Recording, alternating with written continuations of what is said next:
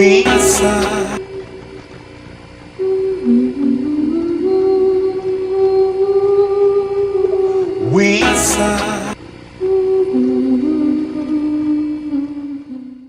fans, yo, we coming hard.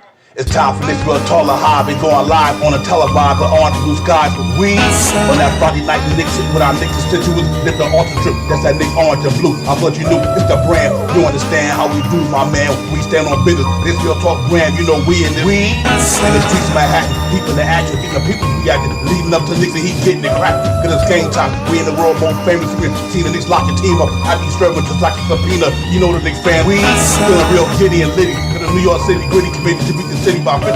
I'm about to get me a nice cipher with a smart quarter on ice. For a few bucks in the quarter to pay the order with my smart to the right. We got them getting it popping in the Apple Rotten. Let the home, let the partner stopping on their Apple Rotten. It's Knicks Real Talk. The team streaming on YouTube.com. We got two dudes doing good moves spot on. Dropping the bomb from the cop. We got a spot to dropping some of the hottest Knicks content that's up in your head. Enough said, you know, upstairs leaving the guard after they done got their bag. Looks like a cab to fly back to the triad, no jet lag. Knicks Real Talk right here. I'm representing with my peoples right here.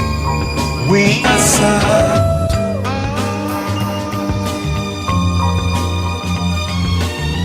Knicks Real Talk right here. I'm representing with my peoples right here. We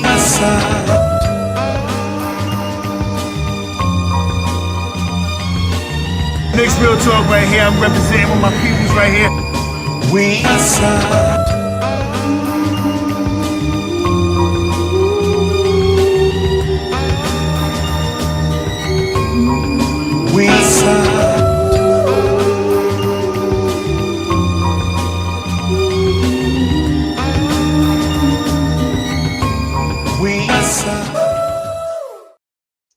Yo, salute everybody, what's going on? We are in the building tonight, serving up Thursday, Knicks Real Talk, your man Divine, my partner in crime next to me, Shy Powers. We're gonna get in here today and man, talk about a little bit of Nick noise, man. Obviously, we want to get into I got a pretty good thing going on tonight, man. I got the coach THIBS war chest. We're gonna talk about THIBS, and it's probably one of the better teams that he had, you know, since he's been a New York Knicks coach, and what we expect for him to do with this team and everybody that he had. Obviously, we got the EXHIBT boys in the building, Mook Morris and Landry Field. Then I'm going to show y'all this Leak City Edition drip that I think is pretty fly. But first and foremost, let me bring my partner in crime in the building and all that good stuff. Shop Powers, what's popping? Salute to the family in the chat. Thursday night. Let's get it. Let's get it. Stand Still Podcast. Stand the man. You're ready. That's at hand. What's popping? Daniel, what's popping? Dwayne Dennis, good to see you, man. So everybody out there who will be checking us out, we're streaming from. But like I said, man, the season almost upon us, Shot Powers. 13 days, almost like preseason gonna be in the building, and training camp will be here in like 13 days, basically. Then preseason, so I'm kind of giddy. I'm excited because it's been a slow but fast summer, let's say. But I'm excited about it, man. The Knicks got a good team going on this year. Tim got a lot to work with this year. Probably one of the, how would I say, most complete teams I've seen as a Knicks fan. And forever, you know what I mean. So I think it's going to be interesting to see how it goes down in the Big Apple this year, ladies and gentlemen. With our guys looking to do some things and go further than they did the past year. Obviously, at the bailing out in the second round of past year. Now coming into a new season, new acquisitions, hopefully healthier players coming back. Addition by subtraction, obviously. So I'm excited, Shot Powers, and I really want to see what this team going to do, man. So. Like I said, Tim got a lot of stuff to work with in this war chest. We get into that in a few minutes, but what's going on with you and how you doing, my man? I know it's been a pretty fast summer, but what's going on with you, my brother? Yeah, man, just another day, man. You know what I mean? 2 tears in a bucket. You already know the rest of it, man. It's just get your time in on the books and get paid at the end of the week. That's how I feel about, what's going on. Hope for the weekend and have the weekend off so you can relax, chill, and relate. You know what I mean? That's about it. And the Knicks thing is right around the corner, man. It's not slowing down either. Guys getting ready to, if they ain't already training with each other, they really about to embark on training with in the training camp together. And, and another 2 weeks or so, we'll start seeing some Knicks basketball. I mean, another month or so, we'll start seeing some Knicks basketball. So I'm happy for it. I'm ready for it. You know how we do, Divine, 82 plus the 16. I mean, let's get it. Yeah, real like Josh, I'm giddy, man. I'm telling you, man, I'm ready to get it popping. It's like I said, I look forward to this time of the year, man. October all the way around, man. I'm really, really, really excited about these guys, man. They got a lot of good stuff going on with them, man. And it's good. And like Big Taz just said, I'm just want to put that. He said, Divine, everybody has some pleasant things to say about the Knicks now. That's facts, Big Taz, because you know what? Winning cures everything. You know what I mean? Winning cures everything. Super, my brother, Cash Out, man. What's good, Cash Out? Good to see you, my brother, Cash Out, James, and building my man. But it feels so good though, because since THIBS and them came aboard, they turned this ship around. We used to be the laugh out loud Knicks. We were being in the media capital of the world. We was like a dartboard, just mad darts getting thrown at us every day on all the major outlets, ESPNs, everybody. But now that we winning and we got a good product on the floor, you don't even hear the James Dolan stuff no more. All you hear now is how good team be. You know what I mean? How good can the Knicks be? How far can they go? Who are they going to get? So it's good to see that everybody focus on what happens within the basketball parameters of the Knicks organization instead of all the he say, she say, and all that good stuff. So I'm happy about that, man. I really am, that these guys got a good product, man. And like I said, THIBS got a war chest on his hand, man. That'd be one of the first things we get into in a minute. But overall, ladies and gentlemen, I'm excited about it. Obviously, we did some things in the offseason. We lost Hartenstein, Shot Powers. We brought in brought in Mikal Bridges. So that was a pretty good swap right there, let's say. I seen Hartenstein working on the video today. He looked good too, man. He was doing a damn thing. I know it's practice in the gym, but he was killing it. So hope he get to do what he do out there. But we got a good amount of talent down there. I'm extremely excited. I haven't been excited like this since like 2012, 13 with Carmelo and JR and all them guys. But this team to me is even better than that. Can be anyway. Let's say can be. We got two all-star caliber players. I think Mikal Bridges can be an all-star caliber player. I think because of the contract Anunoby got, he will step up and be a little bit more, earn that paycheck that obviously you're going to expect more from Anunoby because he's getting more money. You know what I mean? Obviously, the expectations come with a higher salary. So if he can stay healthy, he get it popping. Especially the key thing to me is the Mitchell Robinson shot power. If Mitchell Robinson can stay healthy, I got the Knicks going a long way. You already got him up 57 north winds. I do believe, but I think if my man can stay healthy, that's just going to bode well for the New York Knicks. And so I'm excited about it, man. And then, like I said, we get into the THIBS tape. But what's your take on the season? How you feel about the guys, and what's your expectation for them? The Knicks, for me, as a Knicks fan, in my opinion, this team that we have right now for Tom Thibodeau is one of the deepest teams that I've seen the Knicks have in forever. You know what I mean? This team is deep. It is like 3 players per position. And it is incredible to see how these guys are going to put this thing together because, like you said, a healthy OG this year, a healthy Mitchell Robinson, and a healthy Julius Randle this year, man, it is going to be something to watch, man, because as we always go back to the little tidbits of that January month where these guys was playing super duper phenomenal. OG just came over, don't know the playbooks, and just came into this filled in. I believe Mikal is going to do the same. And I think Julius' game is going to change. And I see the reason why they're talking about him, as we all talked about too, as Julius being playing the center position for 7 to 12 minutes a game some nights. So I can't wait till this season gets started, Divine. I got super duper high expectation for these guys. And I'm also with you, we always talk about it. 57, I think this year, 57 plus. I think they're high at 62 games, but I think they get 57 games with Mitchell Robinson only playing 60 games and OG only playing 64 games this year. Mm-hmm. Easy. Yeah, absolutely. I'm with you on that, man. And what's impressive to me is, and you and Cash Out just said, Cash Out, you just said it very well. They just so interchangeable. Y'all dead on, because they literally could go. They started this. I noticed when THIBS got here, he started this where you got guys who could play the 1 could play the 2 combo. Obviously, 2 could play the 3, 3 could play the 2. You got guys at 3 could play the 4, and so on and so on. Got up to 4 could play the 5. You know, the only one right now, the 5 can't play the 4 because Mitchell Robinson is not that type of player. But everybody else within that roster, it's a lot of interchangeable parts. Which he could throw so many lineups at the NBA, which is going to be crazy shit. Because I heard him talking and not too long ago on the show the other day, or with some type of podcast. He was talking about how he can throw. Now you know how DiVincenzo used to have to take on the kind of the lead player on the team for the who had the ball in his hand. Now he said he could throw Anunoby at him. Now he could throw Mikal Bridges at him. You know, in the starting lineup. And that's pretty amazing knowing that whoever got the ball in their hand for the other team, he still could throw a 2 or a 3 on him, even at the point guard position. You know what I mean? So I think he got his defense should be pretty spectacular here, ladies and gentlemen, because there's just so much he could do with it. If you need the offense, he can obviously take Mitchell Robinson out, slide Randall in at the 5 if we need to, or you know whatever the case may be, or slide him at the 5 and bring DiVincenzo in to play the 2. Now you small ball with Brunson, DiVincenzo, Mikal, Anunoby, and Randall. So it's a lot of interesting things that he got going on in this year.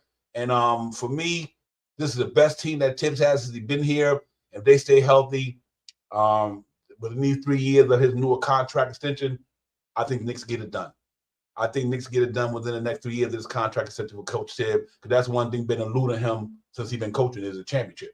You know, so being that's been eluding him, I know his mind is like, I got to get this thing, man. You know what I mean? So I think they brought in the players to give him what he needed, and let's see if we can get it done, because this is a talented team on paper. But I don't want to only say on paper, because we did get to see them play the past year. A lot of these guys that's here, they back. Obviously Mikal, but we know what Mikal could do. So obviously the guy that's already been here and the guy that bringing in, we got some players who wasn't on the team, but they're here, like Drops and Kiki and all these guys. So we deal with them as well. But he does have a war chest, Shop House. Tom Thibodeau got a war chest to play with, and we just got to hope that everything works out well and allow them soldiers stay healthy. Them soldiers stay healthy. I think the Knicks will be on to something next year. Right now, going into the training camp, we have Jalen Brunson with Payne and Kolick as the point guards. Right now, going into the training session, we have Mikal Bridges, DiVincenzo, McBride, and Shamuth. And I mean, he will be considered a shooting guard. Right now, going into the training camp, we have OG Anunoby, Josh Hart, and Daddier at our small forwards position. Going into the training situation, right now we have Julius Randle, Diop Bates, Mook Morris, and Okiki. You know what I mean? Going into the training this year. And for center position, we got Mitchell Robinson, Precious Achiuwa, and Jericho Sims going in the center position at training camp this year. This team is deep. Yeah. So, and those players that we just mentioned, like OG Anunoby or Mikal Bridges, can easily play 2, 3, 4 if they had to. This team is really, really deep, man. They got a lot of players, and they really, really deep, man. And not even talking about their the G League, where you got Toppin that I see you got down there. You got the center dude, Hokorte, and who am I missing? It's another one that we signed and sent down there. Okay, yeah. Let me put the roster right quick. You got Pacome, Daddier, Tyler Kolick, Hakaporti. You got McCullough Jr. This is the Knicks roster, ladies and gentlemen. The war chest got to work with. I'll be DiVincenzo, Jacob Toppin. I don't think Dwayne Watson with us anymore, so that no, he's not with us. Malcolm McBride. You got Josh Hart, Okiki, Charlie Brown. I don't think Charlie Brown either. I'm not sure. No. Achiuwa, happy birthday, Precious Achiuwa, to my man. Jeffries is not with us no more. You got Anunoby, Brunson, Keada Bates, Jericho, Landry Shamet, Cameron Payne, Mitchell Robinson, Marquise Morris Sr., Mikal Bridges, Julius Randle. Now we got Coach Tibbs, Maurice Cheeks. I think Mark Bryant. That is incredible, man. Oh, man.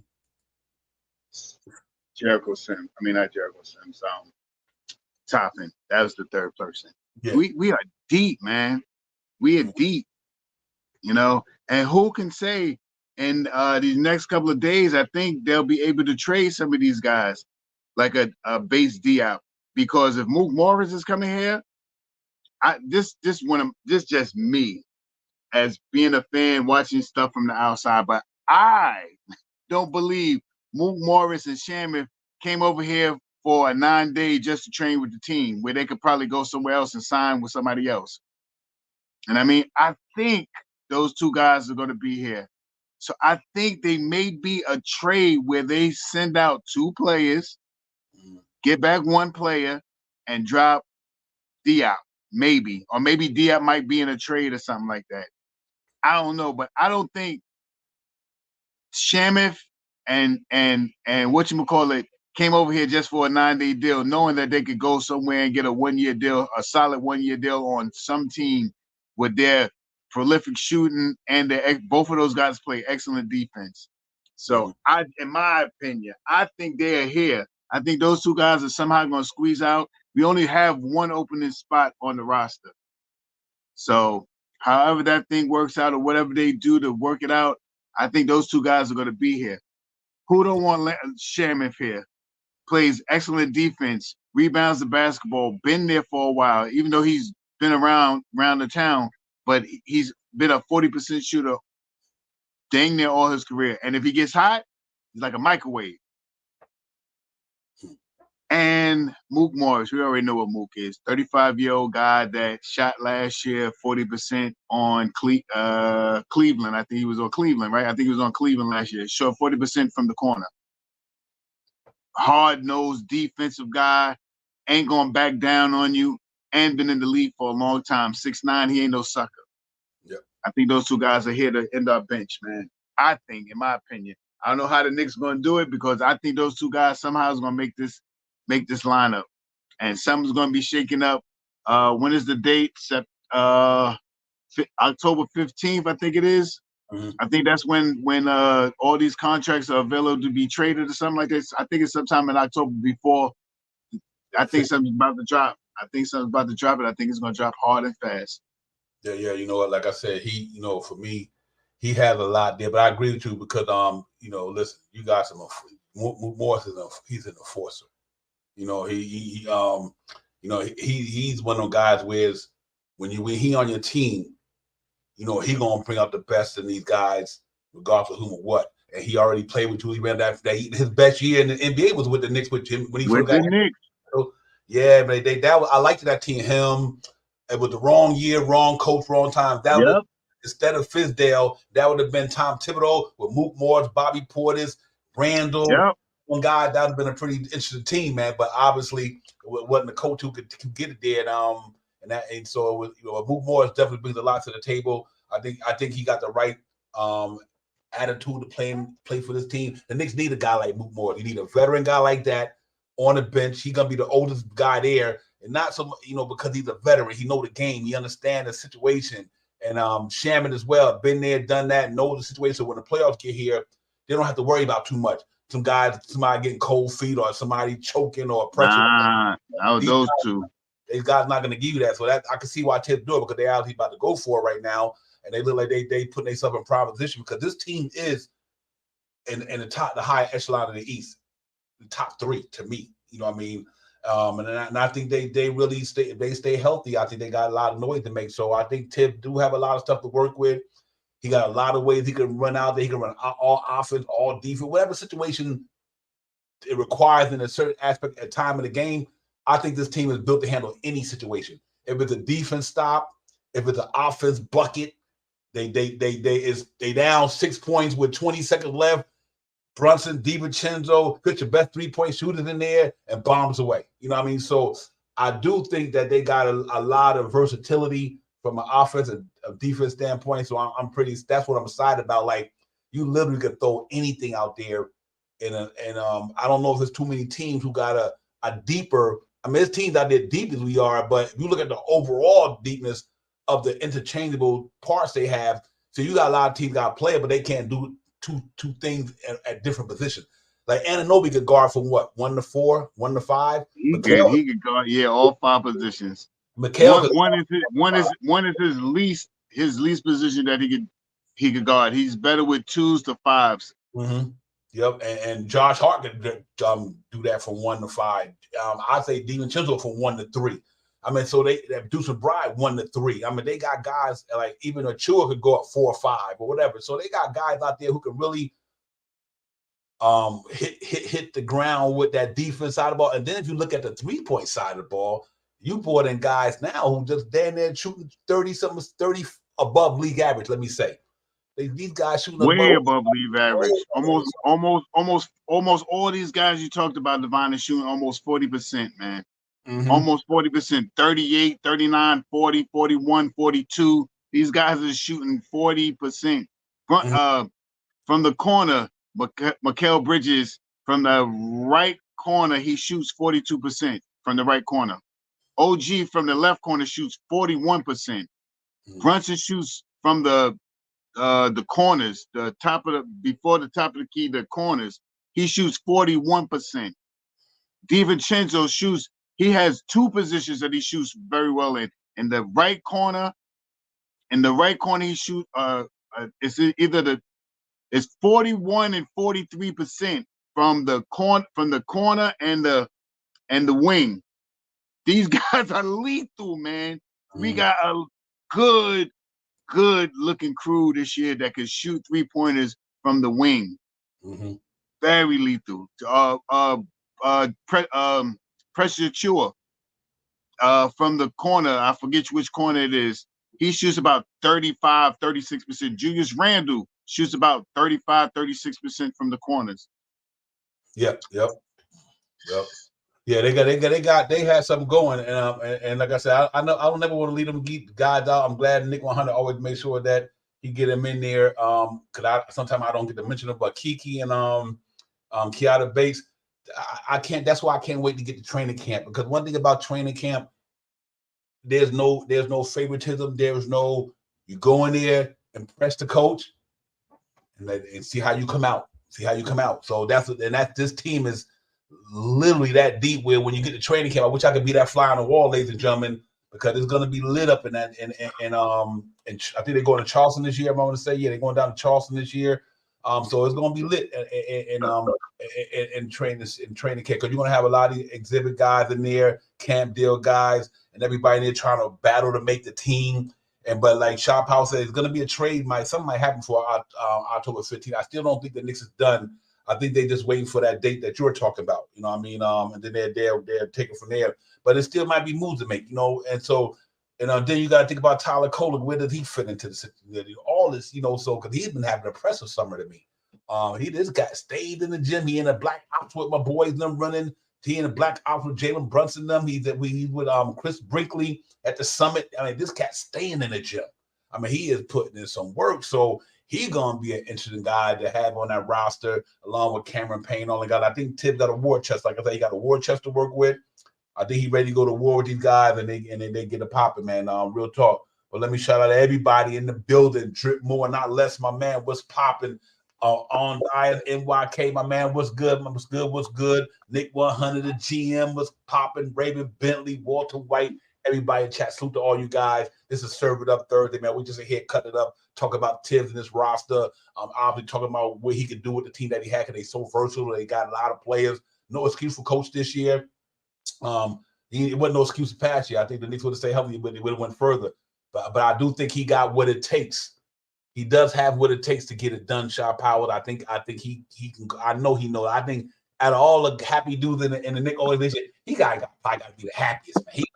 I got my type of players, the ones I want to hear, not the Kemba Walkers and the what's his name, the 3-point A's and the guys like that, the ones that Leon Rose brought in. THIBS say no, they're not the type of guys I want, and obviously it reared his ugly head because we went under 500 that year because we got injured as well too. But now he got the guy that fits his coaching style: defense, attention to detail, gritty. They dig down to the basics. So sometimes a coach is only good as his players. That's what I'm trying to say, I guess.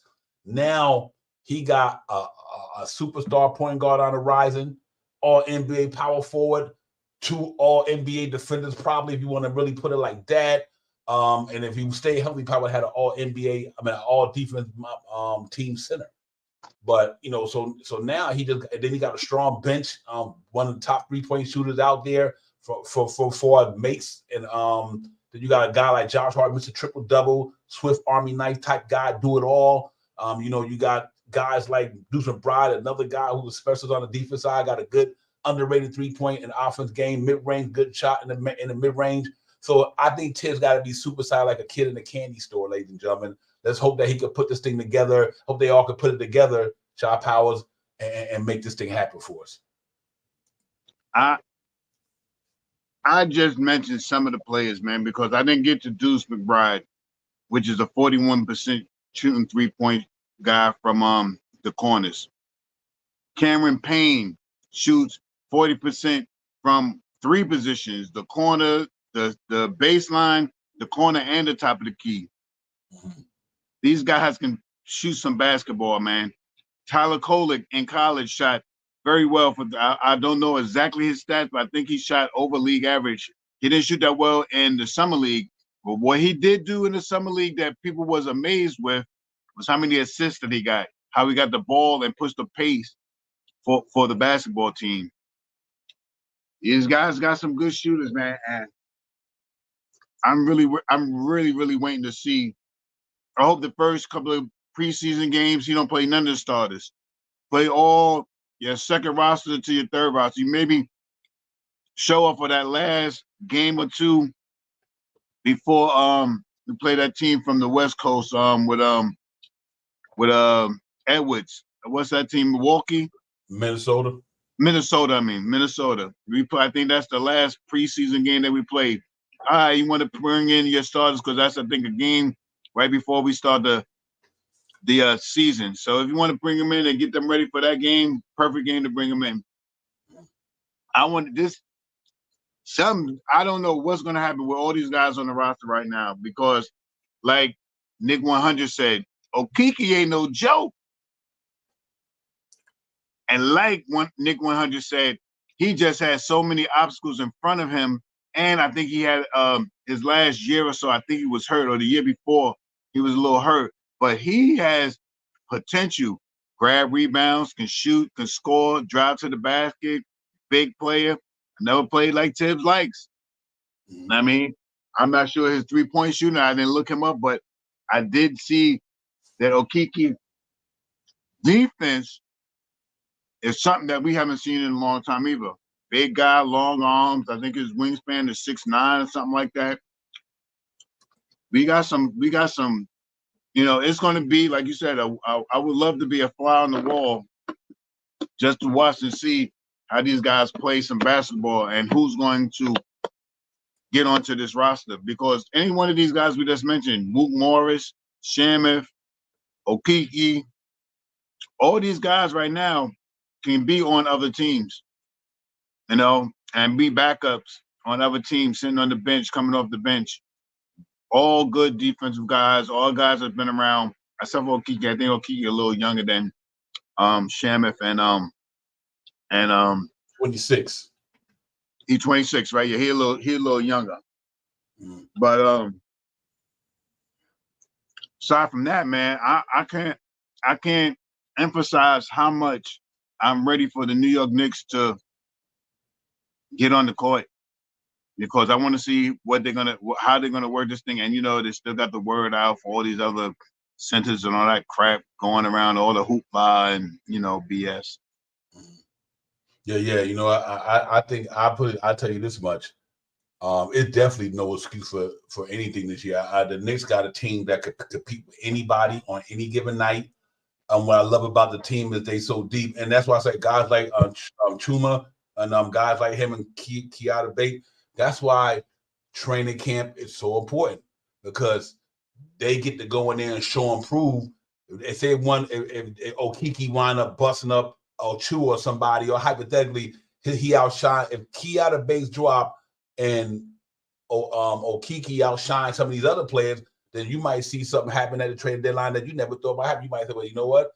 we keeping Okiki and Keanu Bates, and then we might have to trade Preston Chua or who else is on the rock, Jericho Simmons, whatever the case may be. So these guys, that's what training camp is all about. It's about going in there, see if you can earn your spot, because nobody giving you anything. Just because these guys, obviously the guys who making it to 10 and 12 and 13 million, you ain't gonna take them out off the thing unless somebody bust their butt and later on down the line that they get traded. But that's what this is all about. These guys going in training camp and make Tibbs do what they don't think Tibbs would do.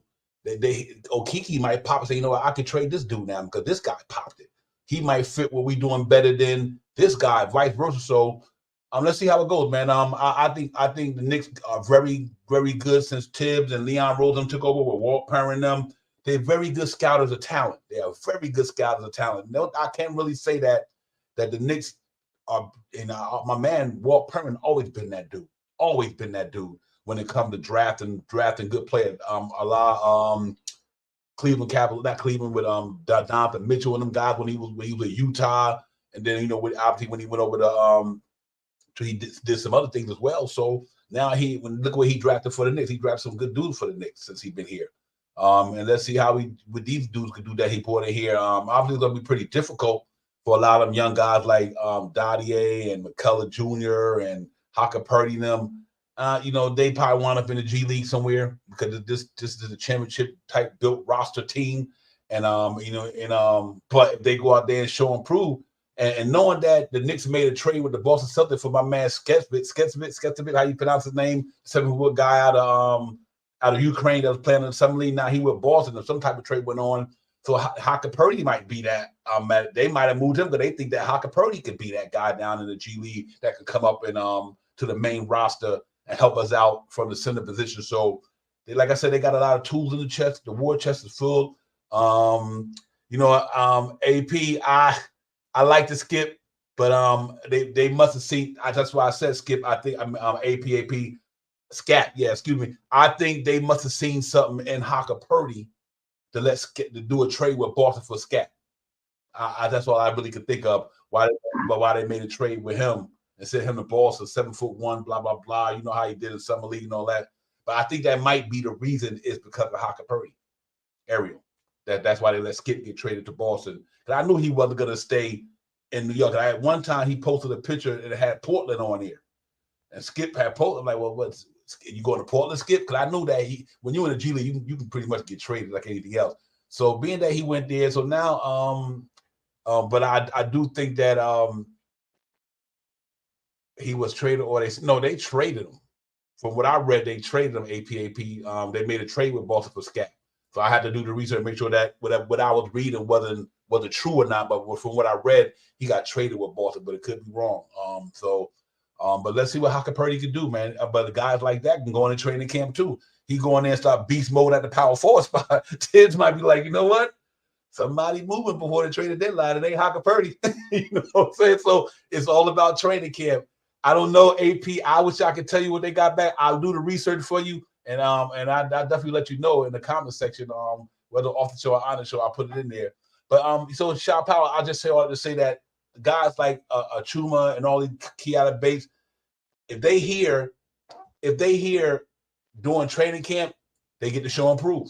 You know what I mean? To show and prove what they made of, and because if they work out the way they think they're gonna work out, the Tibbs to have a spot for them. If they don't work out, Tibbs gonna get rid of them. So because I do think guys like Mook Morris and those guys are excellent veterans to have on your bench. And that's how the NBA used to do it back in the days. They had a lot of veterans on the bench who wasn't really, how I say, looking to take nobody's spot. But if they showed and proved, they'd get some minutes. So you got Cameron Payne, Landry Shamet, and obviously Mook Morris there, Shaw Powers. Do you think Mook Morris and Shamet makes the roster spot? If they make the roster, who you think won't make it if them two guys make it? I like I said earlier, man, I don't think these two guys came over just to play for a number 9 contract. I forgot the exact name for it, but I know something 9. Yes, I don't think they just came for just that. When it's so much short time for them especially in their careers, where they could probably find somewhere in these 30 teams a spot on a roster for a $1 million deal to sit on the bench. You know what I mean? Or 1, 2, 3 vet minimum, whatever their money accounts to. So I don't think that they would not have pursued that instead of coming to the Knicks to just play for Exhibit 9 contract. So with that being said, I think the 15th, I think it's October 15th, is when trades can go down. And if you trade off 2 players on your roster, you say, let's just say Precious Achua and Diop Bates. You trade those 2 players on, you sign Mook Morris and you sign Shamet, and you bring that player that you made that trade for to the roster that makes 15 players. And I mean, then Akiki is not there no more. You know what I mean? Akiki ain't in the equation no more. You know what I mean? So, or if maybe it could be Akiki and Mook Morris. Who knows? You know what I mean? But however it works out, I think if they trade off 2 players, that'll leave them with 3 open roster spots. They bring that player that they trade for, plus Mook Morris and either Kiki or Shamet onto the roster. And what makes that also a good move is now you have 2 players on your roster that still can be traded at the trade deadline, I believe. You know what I mean? I think by February, I think those 2 guys will still be eligible to be traded at the trade deadline. And if you pay them $3 million here, $4 million here, or however, under $10 million, you can put those 2 players with $10 million with Jericho Sims and whoever else you want to add if you're going to make another trade.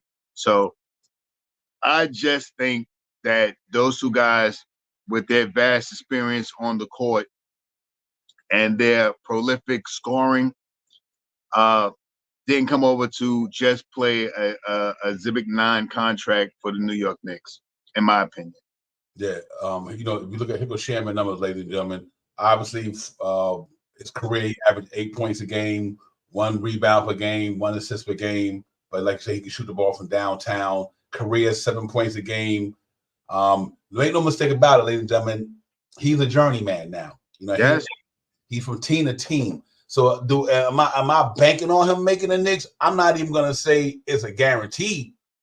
But at the same time, he had an opportunity to come to a team that got a chance to win a ring. So he might be banking on that. If he can get in here and make this team, he got a chance to win a ring. Same thing with a lot of Mook Morris. Mook Morris is at the end of his career. I'm not expecting Mook Morris to come in here and be no savior. The cat pie only get 10, 15, 10 minutes a game. I'm not even expecting these dudes. First of all, they got to make the roster anyway. Because even though they came to the Knicks to do an Exhibit 9, that don't mean they could be saying, well, I could showcase here. I could showcase with the Knicks, and even if the Knicks cut me, I don't make their team, somebody gonna pick him up. He's a savvy guy, they veteran, but at the same time, I think THIBS would want these guys because here's the most important thing about these 2 guys. Why I think the Knicks would want to keep them: playoff experience. Right. None of that other shit matters. None of it matters to me anyway. That they brought these guys in here because you know what? The very thing that happened to us last year in the playoff, besides the injuries, these guys got playoff experience. And I think that's important for THIBS to have guys like that who he can trust in the heat of the moment. Pressure bust pipes, pressure make diamonds, whatever. So I think Mook Morris definitely got a chance to make it. I don't think anything is guaranteed but the core dude. I think the rookies will go down to the G League. Let's say go in a training camp and bust somebody, you know what? And then they get it popping. And we'll take it from there. But first and foremost, I always got to make sure I pay respect to royalty. And that's Sister What's Popping. Queen Steph, Dope Sports is in the chat. Sister, what's good? I'm glad to see you in the chat. That means you in the chat. Sister, I know you're live and hopefully you're well, you're doing well. But just by you being in the chat, I mean, you here, man. So good to see you, sister. Keep up doing the great work that you're doing on down there with the Queen also. Chris and y'all keep getting it popping, man. They're my ladies right there.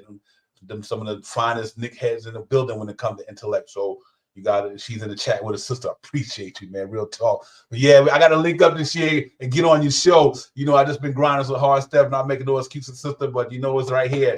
You know, the love's right here. You already know that. So I got to get in there and get down there with the queen whenever you open up the show this year. I'll make sure I get in there and holler at you, man. Real talk. And you know, it's a lot of love up here, man. But yeah, Shaw Powers. I'm excited about this team, man. They got a chance to do some things, man. I mean, they really do. They really got a chance to do some things, and I'm amped about it because these cats, Ted been building this thing block by block, piece by piece. Leon Rose allowed him to bring the players that he wanted to want to hear and get popping, and I'm excited about it, man. So let's see how it goes. But for the team, nothing's guaranteed till you get in training camp and may the best man win, may the best person get that position and make it happen. It's going to be a lot of battling going on there. Obviously, we know our core guys, the starter five, Devin Chisel, Josh Hart, they locked into some good contracts, decent contracts as well. I don't know what they're going to do with the Julius Randle situation, but for that, their main core guys is locked in for 4 years or more, basically. Anunoby locked in. Mikal will be locked in. Devin Chisel going on the second year, his 4-year contract. Josh Hart just got his. McBride just recently got his. Brunson just got his. So, you know, only ones that haven't got it yet, and them the guys from the past regime, obviously Mitchell Robinson and Julius Randle. Mitchell Robinson he'd be going on his 3rd year, his 4-year deal, which next year he'd be in the final year of his contract. So they set themselves up pretty good by Jalen Brunson taking this pay cut, knowing that a year from now they can do a lot of things. So we have to see how it goes. But I'm really excited about these guys, man. I can't wait till we get popping, man. I think it's gonna be a fun year in New York. Yeah, man.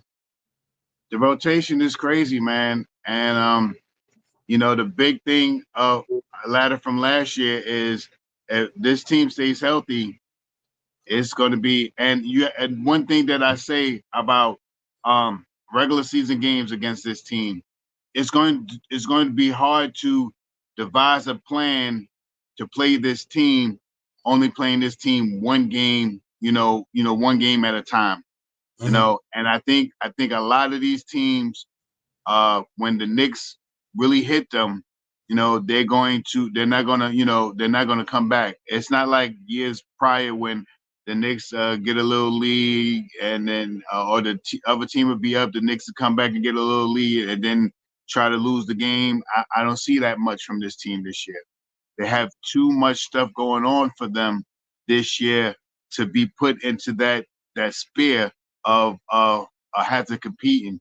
The one thing, like we used to say, Divine, this team used to be the hunters. This team is going to be hunted this year. Facts. This team is going to be hunted this year because you already see the incredible stuff. What the Knicks got 30-something games this year, almost 1/3 of this season on national TV or something like that. Mm-hmm. The big game, the Martin Luther King Day, Christmas Day. They got big games this year. You know what I mean? And they're on big time television this year more than I don't know how many of the years before. You know what I mean? This team is going. The NBA is noticing, and now THIBS has a team that he's been wanting for, and this team is deep. This team is deep. You know what I mean? And it's not going to be because last year's team was deep. You know why I say last year's team was deep? Because we still made 50 wins last year and was second in the East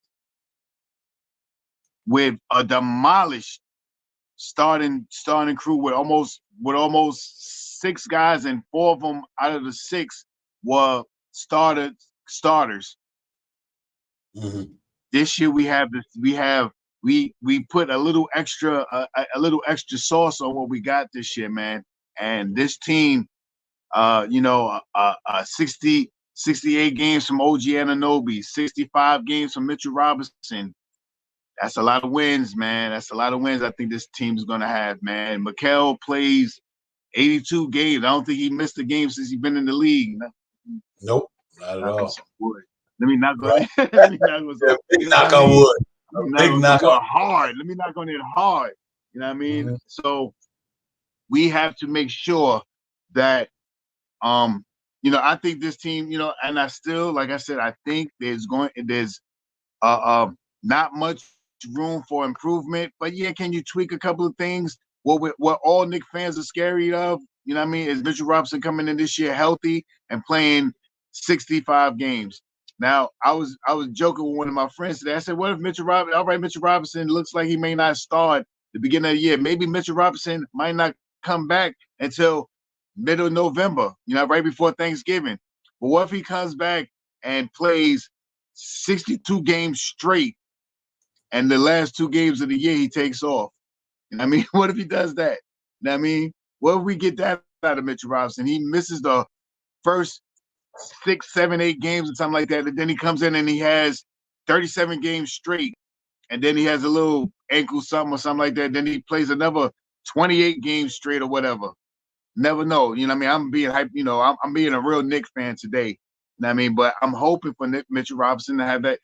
This team with Mitchell Robinson, he's not going to have to do the things that he'd done in prior years with this team because of OG Anunoby and Mikal Bridges. And I'm going to run that in the hole until they start playing, because those 2 guys on the wing makes Mitchell's job way easier. Yep. Hey, AP, that's a good question. I answered some questions in the chat as well. He said, my question is, could the Knicks beat the best team in the West, Dallas or OKC? We know we can beat Denver and the T-Wolves. You know what? I could put this. I will put this team up against anybody, AP, just because of how versatile they are. What I think was, to me, was so interesting and how do you disrupt another team? You put your best defender on the best person with the ball. So that means you could throw. Here's the difference as putting DiVincenzo on Luka Doncic than putting Mikal Bridges on Luka Doncic, or Anunoby on Luka, which bigger, could take his physicality because he's not a leaper. So what I like about what the Knicks did, and that's why you got to take into consideration that the New York Knicks got somebody in their starting lineup they can always put on their best player or their best, the one who with the ball the most. Vice versa. It could be my man Mikal Bridges for 10 minutes. It could be Anunoby for 10 minutes. It could be Josh Hart for a certain amount of minutes. They have a roster that really can make it hard on the other team when it comes to them scoring the basketball. And I think that's what's so important. That's what makes this team so good to me, Shot Powers, is that they can do that. Until then, a lot of teams got to show and prove when they go against the Knicks. I know, because one thing to have a lot of talent, but is that talent on your team continuity-wise, chemistry-wise, they're like the Knicks team is. This team got a lot of continuity, a lot of it. You know what I mean? Their camaraderie is off the chain. They know where each other's spots are at. They know how to get down with each other. And I think that's important. So you got to, no matter who we play, whether it's Boston, whether it's Philly, whether it's Cleveland, Miami, we got something for everybody's best player. The hardest one is going to be, if he's healthy, is Joel Embiid. Everybody else, I'm not concerned. I'm not concerned with Tatum. I'm not concerned with Brown. I'm not concerned with Maxey. Not at that position. Not when you got Anunoby and Mikal. That means if you put Anunoby on Paul George, you put Mikal on Maxey.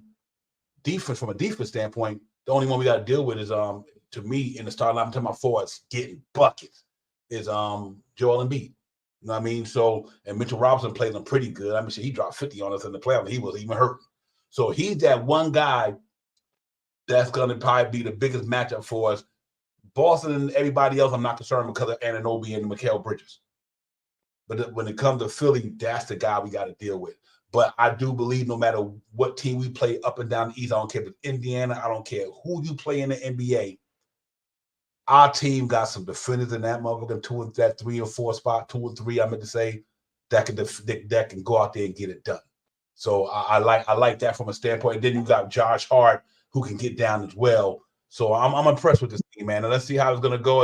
I know it's all chatter for now till we get out there and the ball get thrown up in the air and everybody compete and see what they're gonna do. But I'm pretty happy about what we have here, man. And we just gotta see how it goes. Ain't nothing guaranteed for Shot Powers. I think this team is versatile enough. I think they deep enough, and I don't even think they done yet. I don't even think they're done yet. I still think that right now, if you go into training camp right now, going to the season with the team we got right now, I still see Eastern Conference Final. No question about it. They are that stacked, and the numbers don't lie. So I think it's gonna be a pretty good season, man. They're gonna be serving it up just like we serving it up there on Thursday. They'll be serving it up through the whole season. This is not a fandom talking. I'm just looking at what they have. If we throw the fandom stuff out, if I wasn't a Knicks fan, I'm still picking this squad. I think they that talented, and I think people are underestimating what these dudes they could disrupt. They could be disruptive, and I think that's what you're going to get from them this year. I think they'd be top 3 in defense this year. I definitely put Knicks in top 3 in defense, net rating and everything this year. I think they that good for sure. Hey, I concur, Devon. I ain't lying. I think the Knicks in defensive stats are going to be, and I'm just being nice, but the top 5 in the league this year, and whatever you want to average it out to. If it's 10 things, I think the Knicks are going to be in the top 5 of all 10 of those things. I mean, I think the Knicks defense this year is going to be special. I mean, at least what I hope for. You know what I mean? Like, you wasn't talking about, well, for me as a fan this year, I think it's going to be special. I think that they have 2 elite wings with a dominating center. You know what I mean? We all talk about, we love Mitch. I love Mitch, man. But Mitch don't stay on the court, man. That's Mitch Achilles heel, no pun intended. You know what I mean? But we can get Mitch out there and be healthy. We'll be a super dominating team, man. We'll be a super and not to say much about Julius Randle, but Julius Randle defense, and I'll reiterate to that January, his defense was better then too. And OG will make you want to play better defense. And Julius Randle takes off sometimes on the court, but he hasn't had a team like this. I mean, he hasn't had a team like this, so he may take off a little bit when he needs to, but when it's time to turn it up with this team right here, he's gonna play some defense. I've seen Julius Randle play excellent defense when he wants to. I think he'll play more so of the defense, a better style of defense now because of the team that he has. Mm-hmm. And he knows on offense, he's gonna have about 11 assists a night. He's gonna have about 11 assists a night because he got so many players that's on that team that could be on the court with him at any given time that's shooting about 40% from 3-point land. I mean, it's a couple of players that he's gonna be on the court. Him and Devo. And Josh Hart, I forgot to mention Josh Hart. Josh Hart is shooting 40-something% from the 3-point land.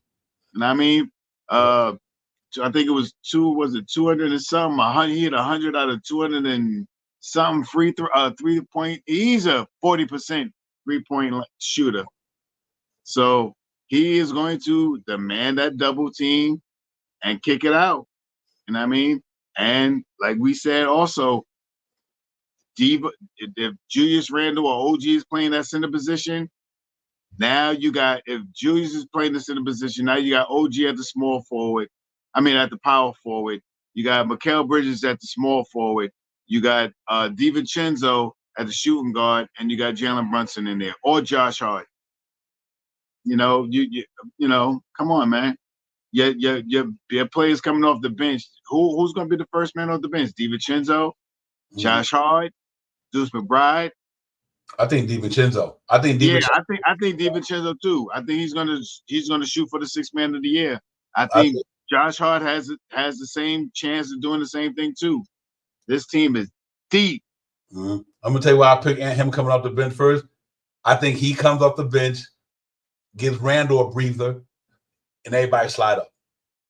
So you take Randle be that first one he relieve, or Mitchell Robinson, and then Randle slide up. So if say his first substitution would be normally tends to go guard for guard, blah blah blah. But I think this year might be different because of how versatile the team is.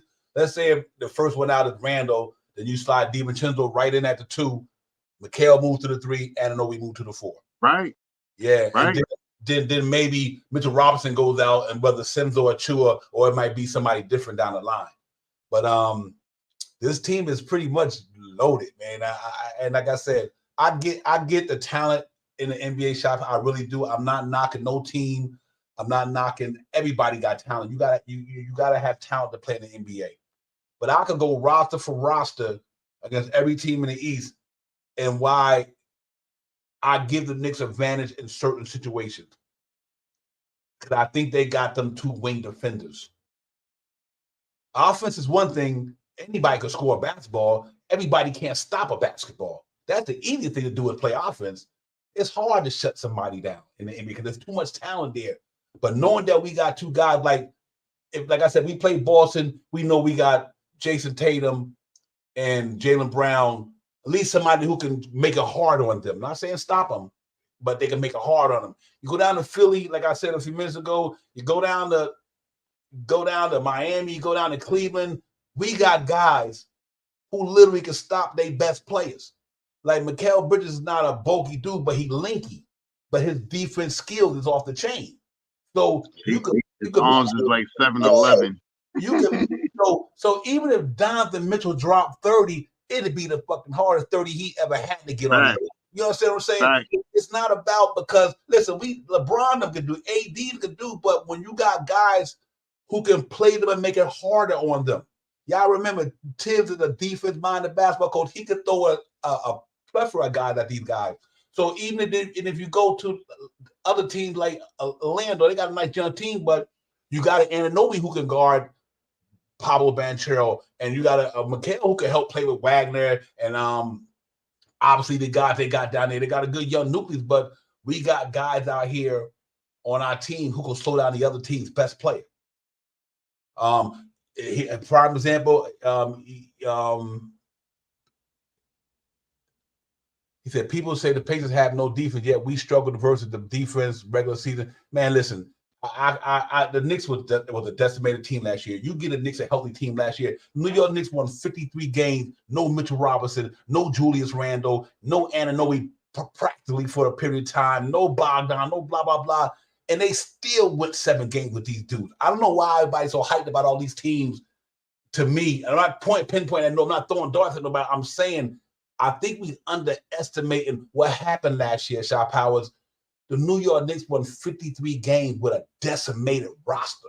And I mean decimated too. I'm not just making no hyperbole up here. Julius Randle, all-star, all-NBA went out. Anunoby went out. Mitchell Robinson was out, only played 29 games.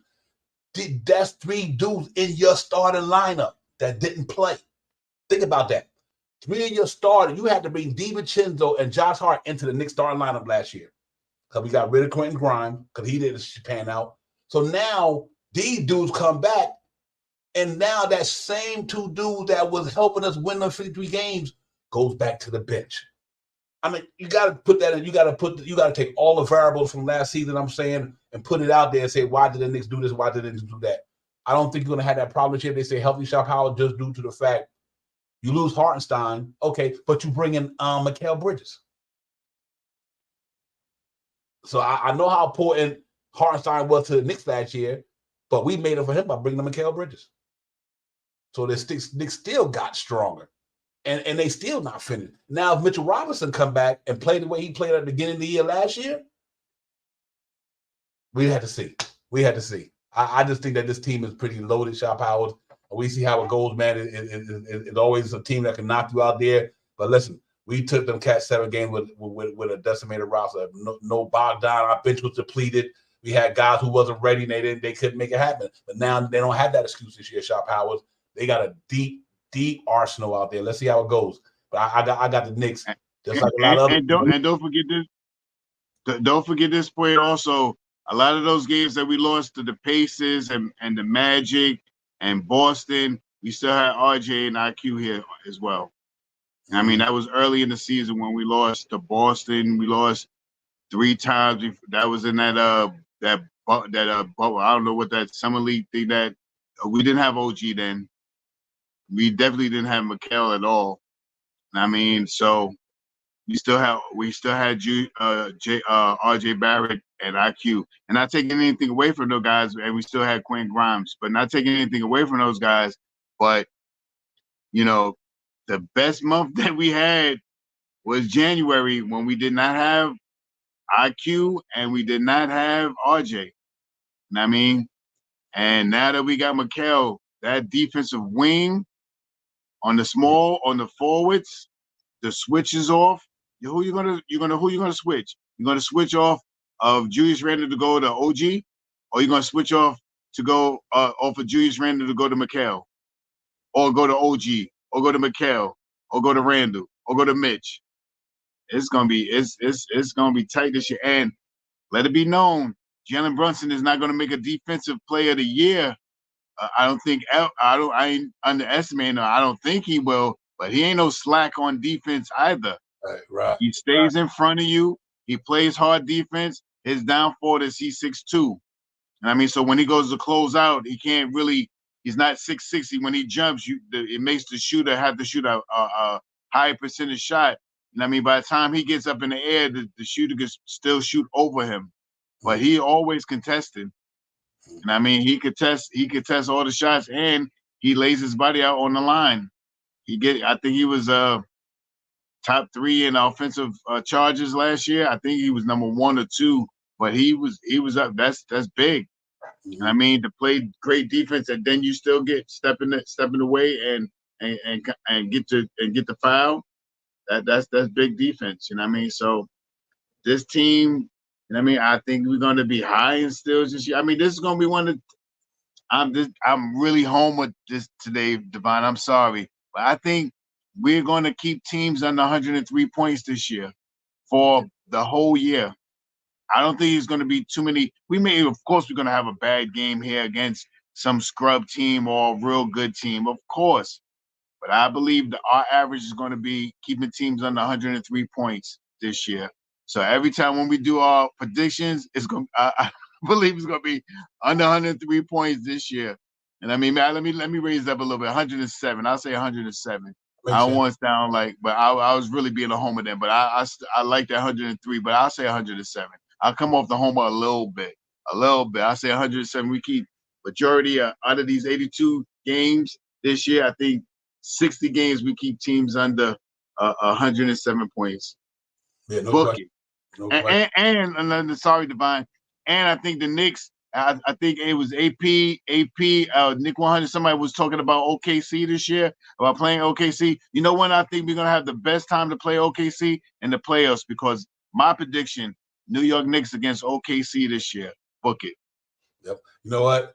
And I'm glad you said that, because I just about to lead into that. A lot. If you look at the landscape of the NBA, all of the NBA aficionados, all of the people who procrastinate all this stuff, they got the Knicks in the top 3. And you know what? They got them there for a reason, ladies and gentlemen. We're not the only one thinking the Knicks going to be dope. We are not the only one. The NBA thinks the Knicks is going to be lit. Not only us on Knicks Real Talk and any other podcast. That's why I say there's not so much a fan in me. I just see the talent on that team and what they could do with a versatile rock. It's not too many teams. They got some out there. The good teams are always the cream gonna rise to the top. But what I'm saying is this team is literally versatile. I mean, they are so versatile, it's crazy to me. You know what I mean? Like to know that if a team come in here, put like this here, we play the Sacramento Kings and you run the Sabonis at center, you don't even have to play Mitchell Robinson, because Julius Randle be giving that dude the business all the time. So you go up against Sacramento Kings, you got Julius Randle going at it with Sabonis. Now OG sliding to the 4, Mikal sliding up a spot. You can pop DiVincenzo in there. So it's really interesting how good this team is. And I think they will show improve this year. A lot of people got them picked up there, so do I. I mean, the eye test don't lie. You see what you see. And I just think this team is going to be really good. And I can't wait till the season gets started. We ain't going undefeated. We might go on the 4-game losing streak. Who knows? But what I'm saying is, when the dust settles and the smoke clears, the Knicks will be in the playoff. And I got a feeling it ain't even done yet. We see. I'm just critiquing what we got now. But who to say by the trading deadline something don't pop and we make a move, and next thing you know, it's like, yo. So I say all that to say that I think this team is going to be pretty lit, and I can't wait to get it popping this year, man. It's going to be a fun season for the New York fan base. We should be happy about the squad. We should be happy overall. I mean, like I said, I think last year, if it wasn't for injury, it would have been us in Boston. Who knows what happened in that series to me? Because one thing I say is sometimes you got to look at matchups. And we matched up well against that team. You know what I mean? And I think that this year going to be even better. I think that why I like us against Boston is that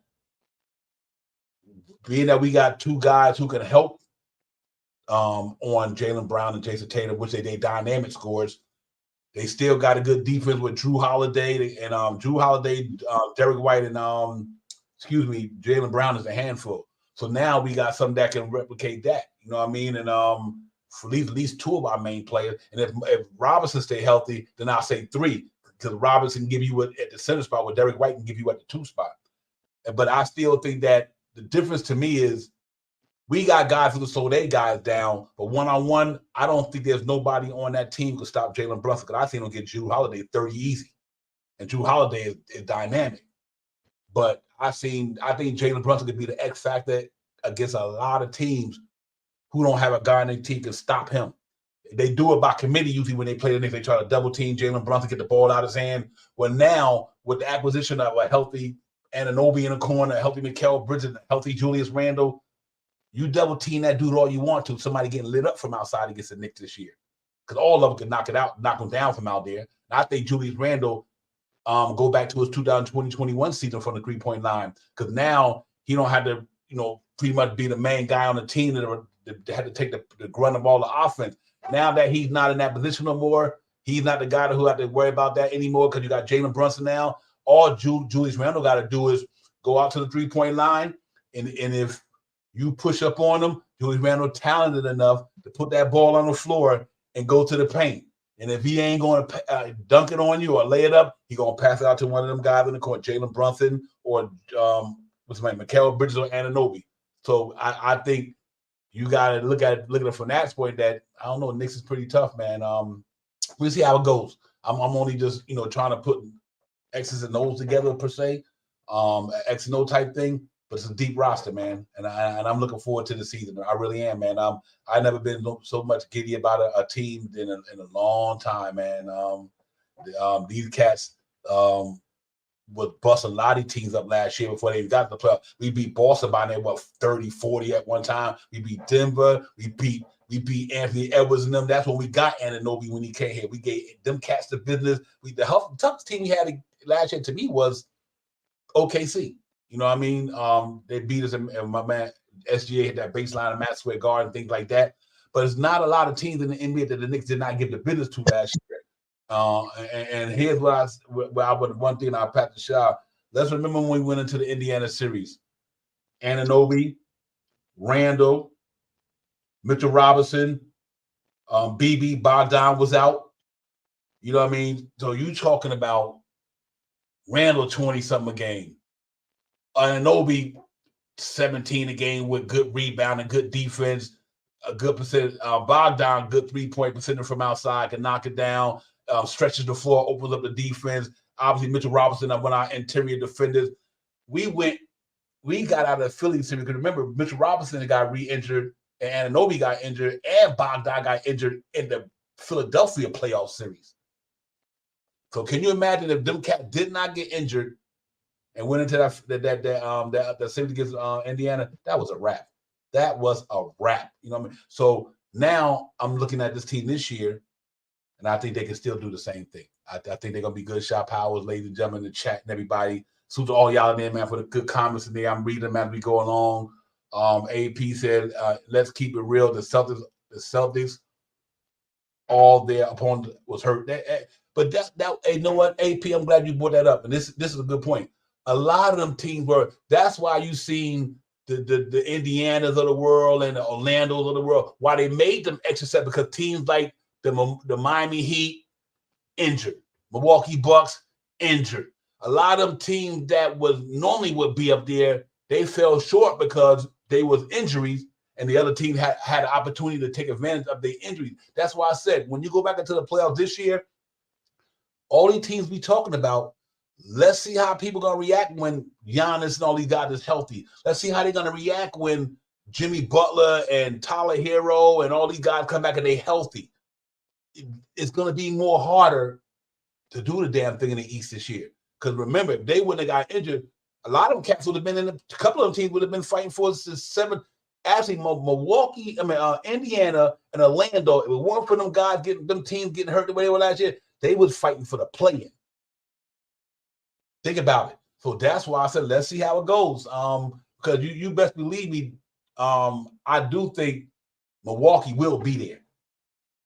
I think Milwaukee bounces back. Dame Lillard and Giannis and them guys. I think they bounce back with a full year of Doc Rivers. Maybe being able to do what he's gonna do. Let's see how it goes. But it's teams like that you got to watch out for. So AP, I just say all that to say a lot. You're right though. A lot of them teams they were facing was hurt, and that how pretty much how it goes sometimes when a team get decimated like the Knicks. I mean another team. You're giving another team a chance to beat you because you're not at your best. You're not at your strength. You know, obviously if you break your leg, you ain't gonna run fast you used to run. So that's I think that's what the Knicks situation. I think that was Milwaukee situation last year. I even think that was the Miami Heat situation last year. And I think them cats lost their key players, and that's why I allowed a lot of them other teams to get a jump up there. So let's see how it goes. But I do like where we at, ladies and gentlemen, from a Knicks standpoint. So we had to see how it goes, man. But I got one thing I want to show y'all. I don't know if it's official, but it was leaked. What do you guys think about this right here? How y'all liking this, man? Let me know what y'all think about that new drip right there. I like it. I like that way. I'm always sold on the black jersey. I always think the black jersey represent that gritty, but them nice though. I like that. I like that where they got that blue on the side, trim with the orange trim around it, and obviously the double up letters. I like that jersey right there. I think that's pretty sexy right there, man. So that's gonna be their new City Edition drips this year coming up. It was leaked out there. If that's the one, it was similar to the blue ones they had. I like that though. I like that. That drip. I like to see that on the road though. But when you're in MFT, you got to put the black drip on because they coming to a funeral up in that one. Which but pretty nice though. AP said it's time for me to get a new jersey. I'm still rocking. Hey, you know how OGs go. You know how OGs AP. A lot of money go to the Bills. So I get you, Brody. I get you. But yeah, I like that one though. I'm pretty amped about that. What do you think about it, Chef? How you like it? Yeah, the jersey. I always liked the jersey. I never really was a big fan to buy so many jerseys. I think I may have had and maybe 3. I had Patrick Ewing's. I had John Starks. I had John Starks, Patrick Ewing, and I had oh my God, I'm missing my man from Brooklyn, from Fort Greene, not Taj, Bernard King. I had Bernard Kings. Yeah, I had Bernard's. I mean, I had John Starks and Ewing in the era. You know what I mean? That's when I was Diesel. I had nice shoulders. My chest sat all the way up here. And now I can't wear a jersey unless I wear a t-shirt, a t-shirt and a long hoodie under it or something. Yeah, I got you. Yeah, man. But yeah, I like the drip. It's pretty nice, man. It's hot. It's hot though. It's hot. I like that double dimensional letters that they have on the front, where the letters look like it's seeping into each other. I like that. Yeah, I thought pair my white Nike swoosh on with them, with my blue and orange to keep it moving. So you know how that go. But yeah, man, we just wanted to get in tonight, man. Cut up with you guys, man. Talk a little bit. Like I said, I do think the war chest is full. Knicks got a really good squad this year, man. I do think, like Sha Power said, I do think that they're gonna make a move here or there and everything like that. I still don't think this roster is complete. I think they're bringing in a lot of these guys because they tradable contracts. I feel that AP. Yeah, I feel that. I don't know why they started doing that, but whatever.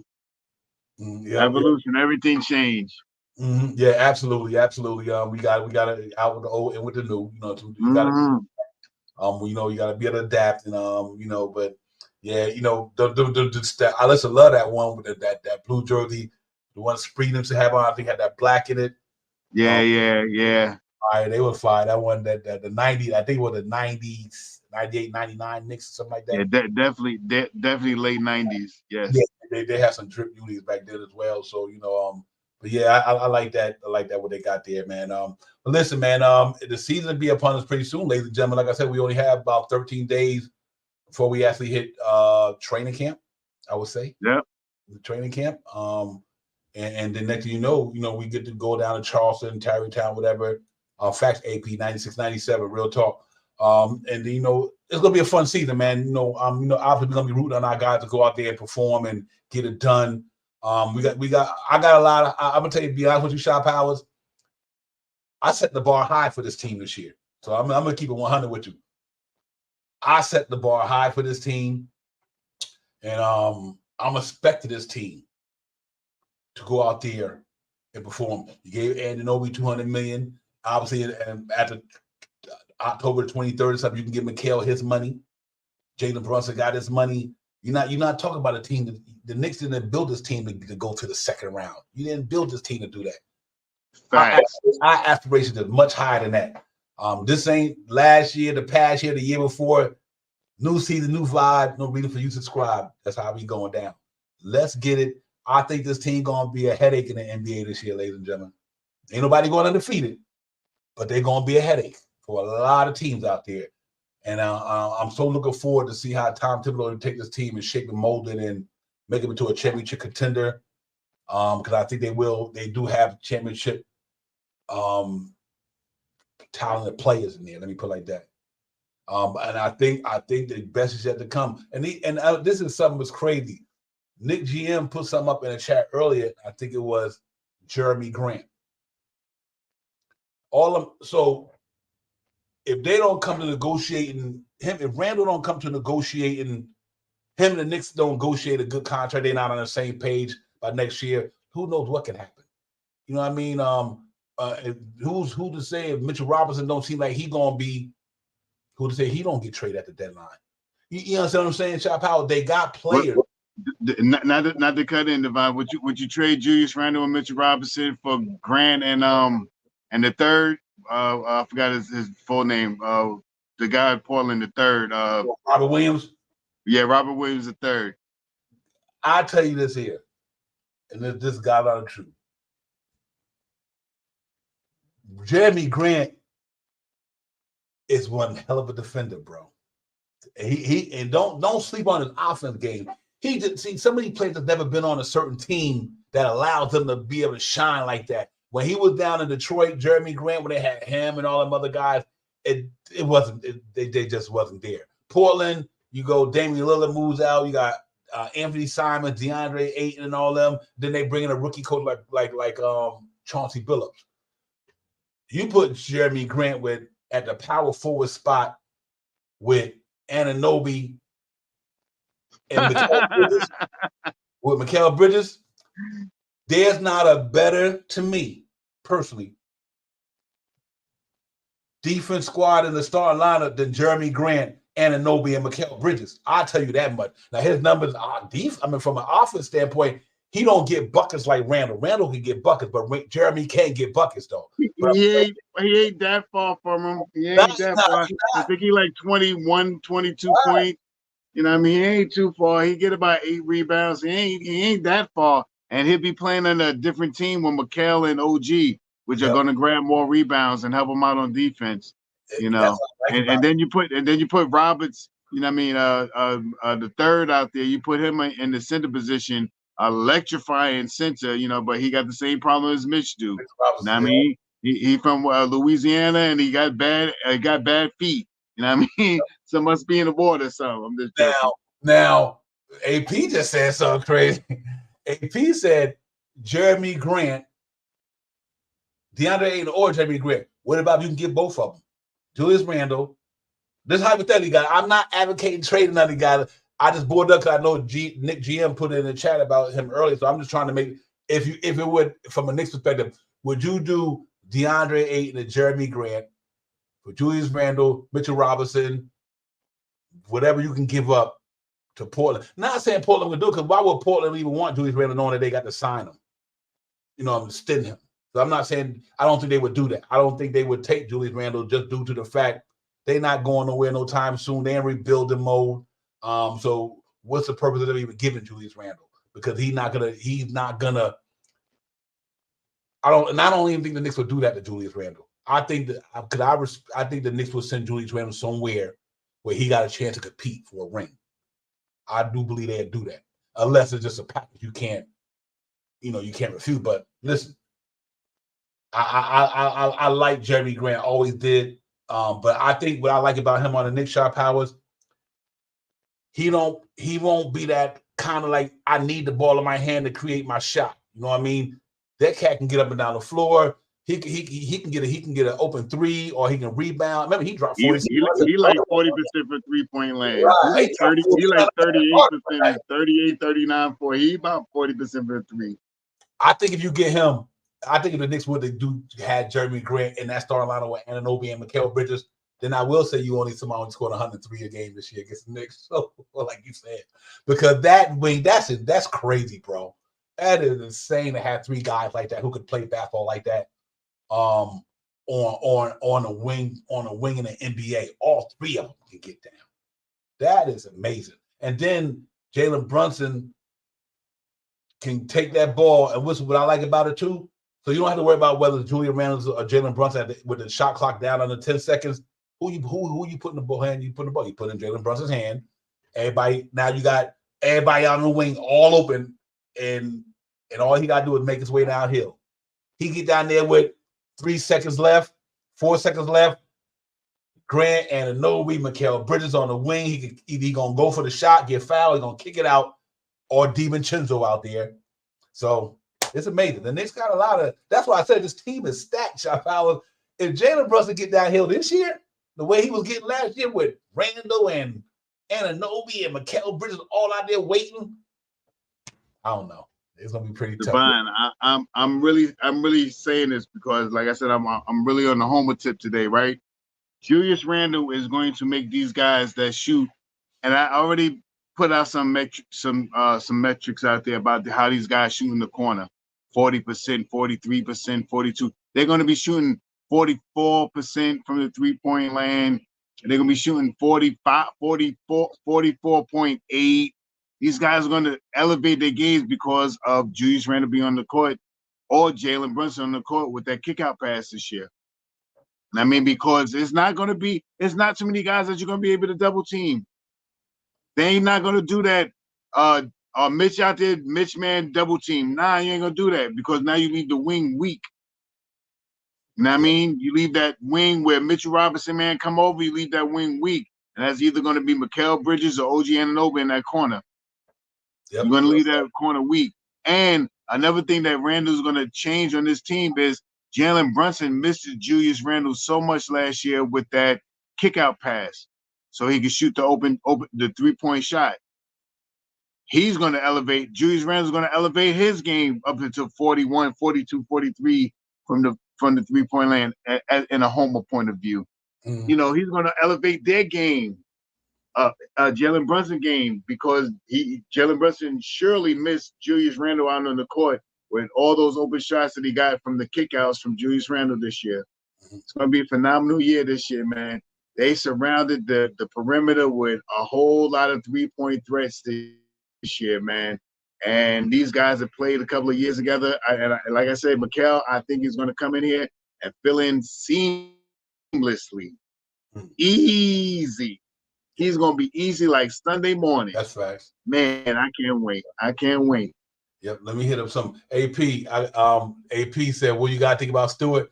In fairness, Nick 100 the GM was on Isaiah. I'm not Isaiah. Stewart all last year. So AP, you on it with that? And I think my man Nick 100 was on the Isaiah Stewart not bandwagon, but on that train the past year, talking about the Knicks should get him. So that'd be a good move for them, no question about it. And another one, AP. That's another thing that, like you said, we forgetting about Deuce McBride. But I don't reason I didn't bring Deuce McBride up because I think him and Josh Hart and DiVincenzo are going to cause havoc in that second unit on the defense side of the ball. Them guys are going to be stealing balls, getting in passing lanes. I mean, it's going to be bananas in New York, man. And it depends on Jericho Sims or Chua or whether Kia Bates drop or Kiki, whoever winds up making that squad. The Knicks bench is going to be, and you still got Cameron Payne out there who's a hound dog.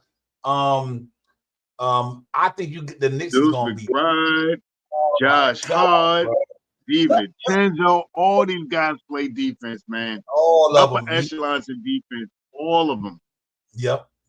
So my man Lewis was good. Lewis was good to see you, my man. So salute. Yo, chat, y'all throw them lights up for your brothers, man. Real talk, man. We in here, man, on this serving it up Thursday and all that good stuff, man. But yeah, we gonna get out here in a few minutes, man. I just wanted to get in here with y'all and talk a little Knicks tonight on this Thursday night, man. Appreciate y'all coming in, man. But the season almost upon us. I'm really looking forward to the season. We got some good things happening on Knicks. We'll talk about. We're gonna get it popping up there, man. And I got the new intro coming out in the season, man. Working on that, you know, the video part of it. We got the new logo coming out, some little bit of drip coming out as well, ladies and gentlemen. So you know, we're gonna be up in here, man. It's gonna be a good season, but I am excited about the season, no question about it.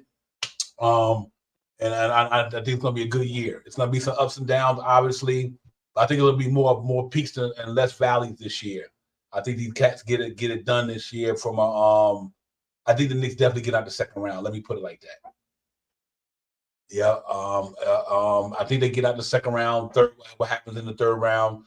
They go 7 games, lose the third, the Eastern Conference Finals. The next year they come back and get out. The year after that they come back and get out of the. It's steps to it. You know what I mean? So, but I still think all depends what happened within the confines of the first half of the season. Now they can go to the finals if something pop off at the trading deadline and something makes them even better, you know. But right now, I'm with Shaw Powers. I got the Knicks in the finals. OKC gonna be a tough team out there in the West, but I like what just for the caveat with OKC because Hartenstein's there. That's another reason. I think they're a hard team now. I think they make it all the stuff that they were looking for last year with not having no one to rebound the basketball in the playoffs. They got that in Hartenstein. I think they could carry it. I think Hartenstein could carry them over into the playoffs, which I hope that we can see Hartenstein in the playoffs and New York Knicks in the finals. That's what I'm hoping. AP, one day Nick 100. That's what I was talking about. Guys like McCullough, who this team is so deep, we might not get to see these dudes, man. You know what I mean? That's how deep this team is. I mean, you might not get to see just like Tyler. Yeah, and he's a beast. And AP, you could book this here. Jericho Sims will have a Deuce McBride year this year. I seen that young man putting in some work, and he looked good. He was doing things that you never see him do any other year, obviously because of the injuries and the amount of when you had Hartenstein and Mitchell Robinson in front of him, obviously he didn't get the time to do too much. But now that my man's gone, I think Tibbs probably told him, "This is your chance. If you want to stay in the NBA, this is your chance right here." You know, and I seen him putting in work this offseason. He looked good, AP.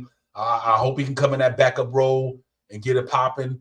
And then obviously you I think Precious Chua probably wind up being a backup 4. You know what I mean? I guess Josh Hart be backup 3 or something of that nature. Because what I'm interested to see where do Deuce McBride playing in all this, because I think they're going to use him more off the off-ball combo guard. So I don't know if Cameron Payne moves in front of him. I don't think so. But if that happens, then you got Cameron Payne backing up Jalen Brunson shot powers. Then you got DiVincenzo backing up Mikal Bridges. Either you're going to have to put Deuce McBride like a 3-and-D wing at the 3, Josh Hart at the 4, and Precious Chua at the 5.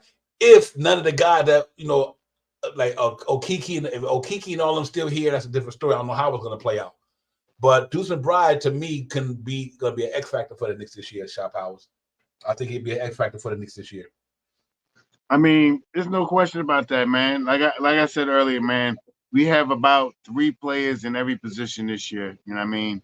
And it is going to be something to watch. You know what I mean? Who's going to back up Brunson? It could be Payne. You know what I mean? You can see Payne out there with his boy I was about to say McCullough. His boy Bridges. You know what I mean? They played on the same team for a couple of years. I mean, they boys, they holler at each other and all that other stuff. You can see them out in that running that second unit. I mean, be lethal. You know what I mean? You can see Deuce, you can see backing up.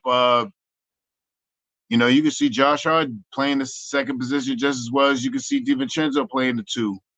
Mm-hmm. Josh Hart playing the 3, or playing the 2, or playing the 1. He's a very good passer. He knows how to dribble the ball and pass the ball. He had about how many triple doubles last year? 5, 4, 5, 6, 7. Mm-hmm. You got a lot of opportunity in that second unit where your team. And this is another reason why I say that I don't think that the Knicks starting unit is going to play more than 32 minutes a game.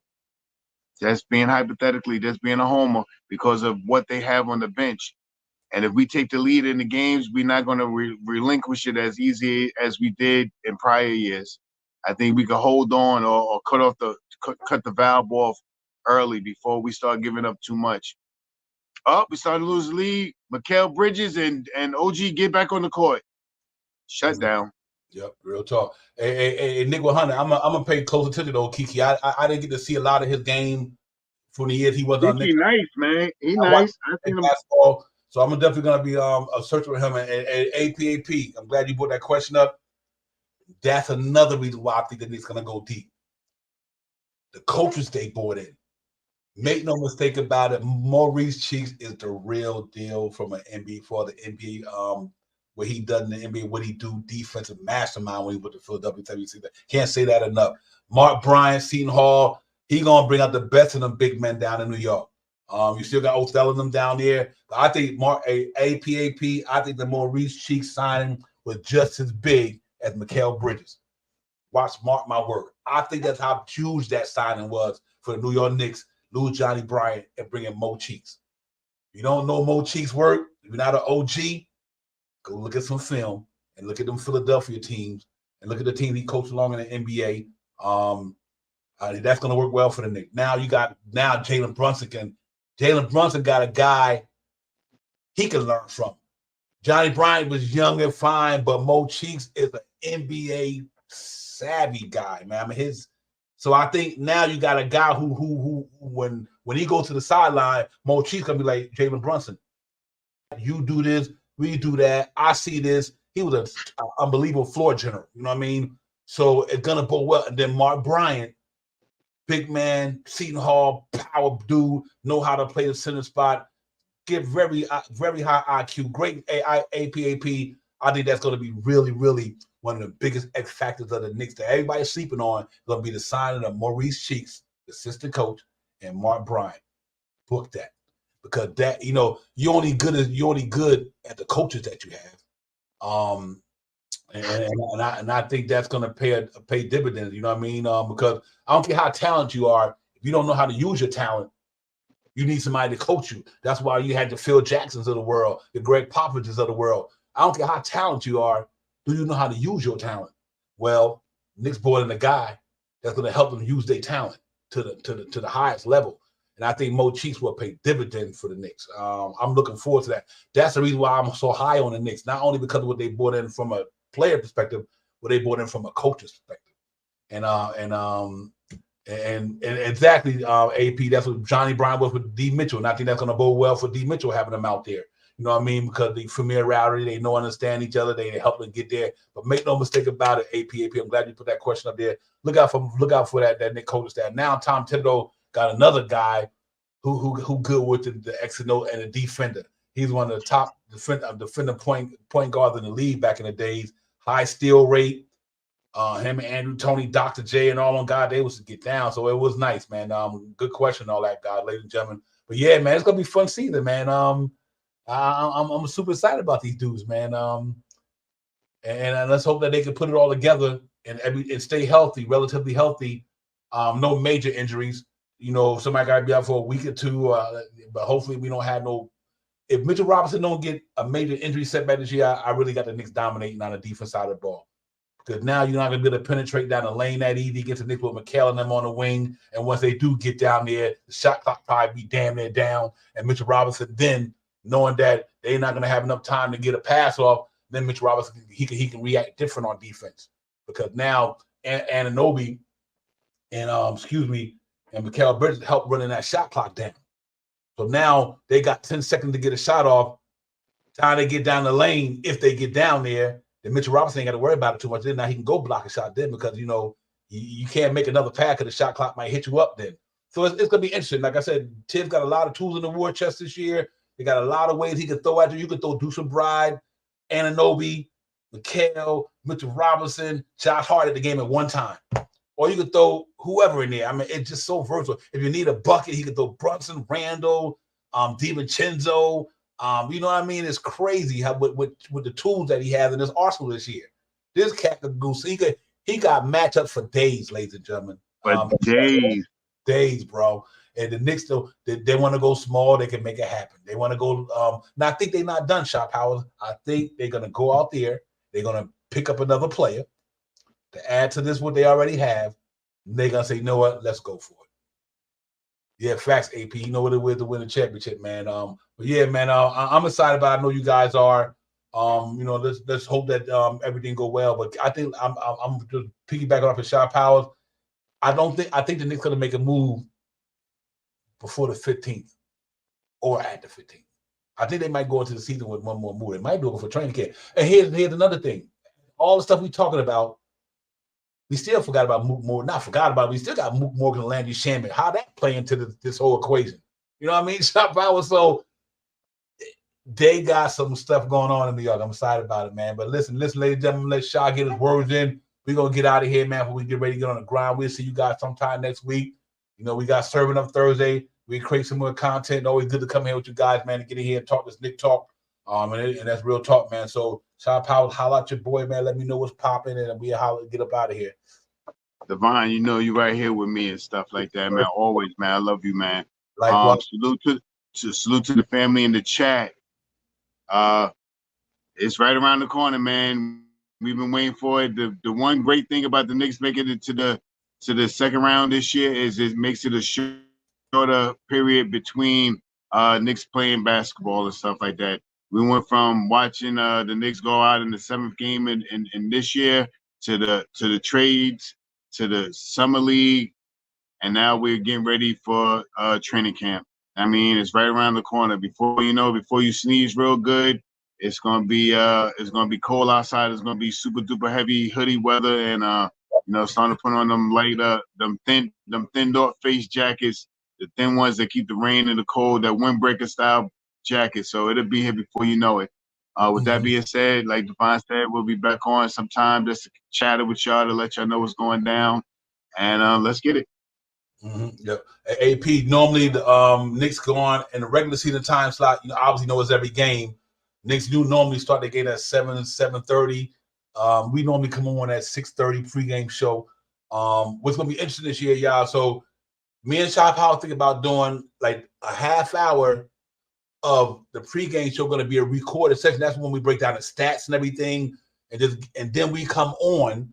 Then we just do the pregame as well. So you might have that day. You might get two streams in one day. Half hour worth for the breakdown, the stats, the key matchups, and all that. And then the other half we come on and we just get into it with everybody.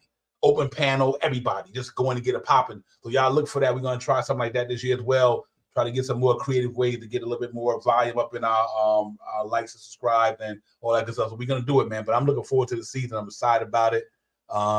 And we keep it moving. But thank you guys for coming in tonight.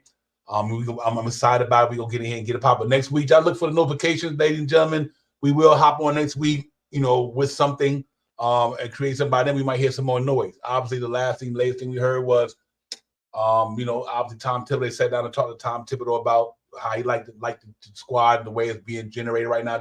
His open interview he had with somebody, how thrilled he is to have Julius Randle with the team he got now, because he said, remember, Julius Randle never played with a team like he got now. When he first got here, he didn't have this stuff. The year he got hurt in the playoffs, he didn't have this stuff. Now this would be Julius Randle's first year playing with a team like this. So I think Tom Thibodeau is really antsy about that. And obviously I am as well. So let's see how it goes, man. We get it popping. But Shaw Powell, my brother, you already know. And to the chat, everybody, man, tell a friend, man. We growing. We get a couple of inches every year. But obviously, we got to keep it moving, man. But we're gonna be here, but we're not going nowhere. I am looking forward to this season. The pregame show gonna be lit this year. We got a lot of stuff. I've been working behind the scenes all summer, ladies and gentlemen. just doing things, coming up with new ideas, new graphics, everything, man. So I've been putting some work behind the scene to make this season just more successful as the past season from a content creator perspective. Growing as I grow, like every year you learn something new and you get better at it. You keep doing it, and but I'm really excited about it, man. Let's get it popping. But until then, to everybody, man, peace out. We see y'all next week. Knicks Real Talk, Devon, Shop, Power of the Chat. Everybody out there in Knick World, y'all be safe. Have a great weekend. First and foremost, stay safe, man. That's what it's all about. And y'all enjoy your weekend. I'll hop right in, man. Until then, we out of here, man. Peace. Shop Howard, my brother. You're ready. We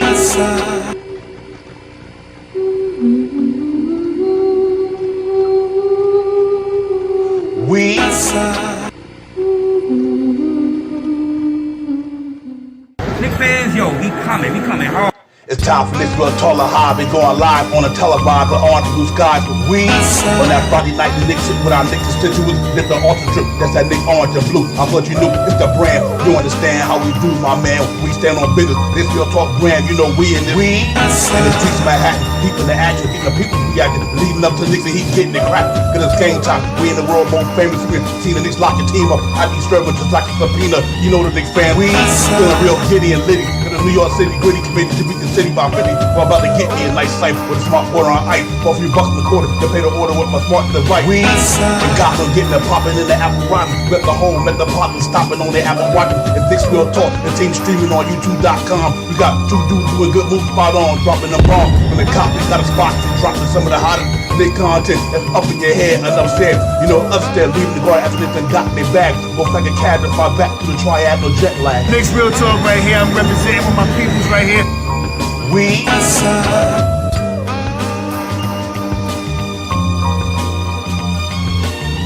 Knicks Real Talk right here. I'm representing with my peoples right here.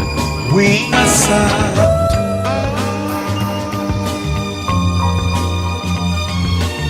Knicks Real Talk right here. I'm representing with my peoples right here. We